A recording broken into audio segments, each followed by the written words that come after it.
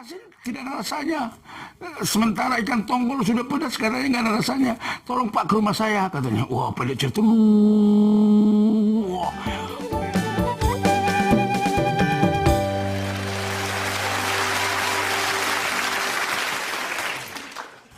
Halo guys, saudara-saudaraku, teman-temanku, sahabat-sahabatku, dimanapun berada.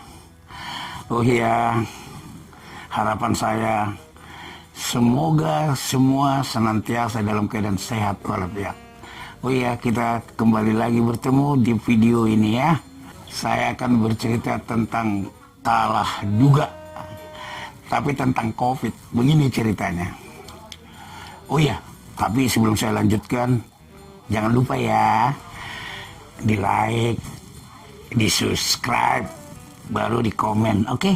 Biar berlanjut apa kita ini, konten kita ini ya, oke? Yakin dan percayalah, saya akan tetap hadir di tengah-tengah saudara-saudaraku semua untuk menghibur, untuk membuat semua saudara-saudaraku tertawa. Tertawalah sebelum tertawa itu dilarang, oke? Nah, ceritanya begini. Persis pagi hari ini suami istri nih, ya kurang apalah, kurang ada polemik lah diantara mereka. Wah, jadi udah ini kesal nih suaminya pergi kerja, istrinya juga cemberut.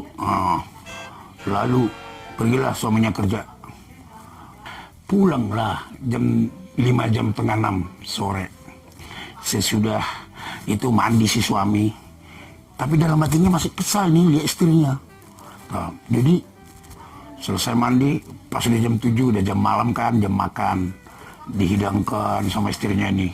"Pak, ayo makan Pak," katanya. "Iya, oke." Pas dihidangkan begitu, dibikin sayur, dibikin ikan, dirasakannya, dicicipinya ini apa, makanan, sayur. Kok nggak ada rasanya? Hah? Kaget itu istrinya. Padahal perasaan tadi banyak garam ku bikin. Kok nggak ada rasanya? Dimakannya lagi nih. Ini ikan tongkol yang disambal. Kok nggak ada rasanya? Wah, gawat nih. Wah, diam-diam istrinya keluar, diambilnya HP. "Halo, Pak,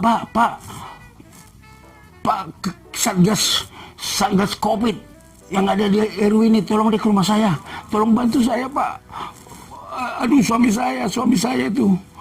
Suami saya kayaknya kena COVID itu. Katanya sayur begitu asin tidak ada rasanya. Sementara ikan tongkol sudah pedas, katanya nggak ada rasanya. Tolong Pak ke rumah saya," katanya. Wah, pedas cerita. Wah, memang cepat sekali datangnya ini ketua Satgas apa ini, Satgas COVID yang ada di luarin. "Selamat malam Pak, selamat malam.